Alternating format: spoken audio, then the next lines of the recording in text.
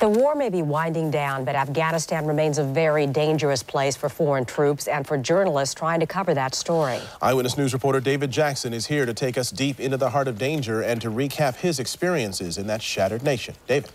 Well, Mark, Laura, the dangers in Afghanistan are, of course, very real. Sometimes when you're there, it can be deceptive, becoming quiet and even almost comfortable.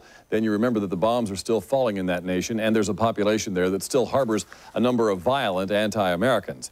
Now, the time we spent in Afghanistan was shocking in the level of sadness and despair in that country. And then it became very dangerous as we made our way out. Part of the American agenda in Afghanistan is to now make this country safe for its own citizens or anyone else who enters the nation. As the bombing raids have receded, the Kabul airport has been reopened to occasional United Nations flights. That's how we got into Afghanistan. But with the defeat of the Taliban, is this country really at peace? Or are these the faces of people whose loyalties could change in a flash? One day they support the coalition, the next they decide to take Americans hostage. It's impossible to determine what might really happen here. I was treated very well by everyone I met. Thank you. Thank you. That's real good. But coalition forces in the city tell every Westerner it is dangerous to travel without a personal guard.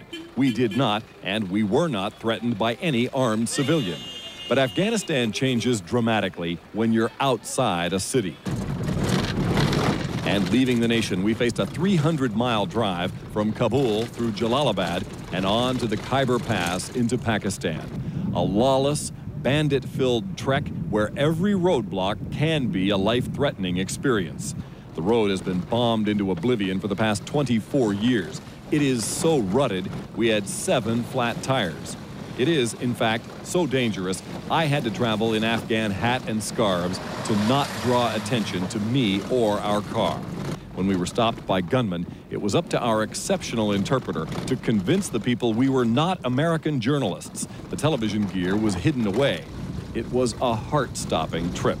But 13 hours later, we reached Pakistan, thanked a driver who risked his own van to get us out. Thank you. Then we pushed over the border, our interpreter being stopped right at the gate. Yeah, my friend, thank you. Thank you. And say goodbye to Dave, too. I will. Yeah, thank you for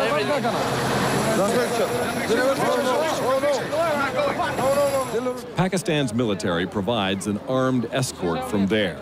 It's a relief to escape the noise and danger of Afghanistan. Holy cow. Man, oh man. All right, we'll jump in. And once out, the reflection on Afghanistan begins as we tried to comprehend the job ahead for this nation that now needs absolutely everything. And obviously a nation that needs absolutely everything will take a long time to heal. Afghan orphans may end up living all over the world, and people from all over the world will be needed inside that nation for a long time to coordinate recovery. It is a job that will have to be measured in decades. Hopefully, though, the danger in that nation can be eliminated much more quickly than that. Mark, Laura, Dallas, back to you. All right, superb series of stories. David, thank you.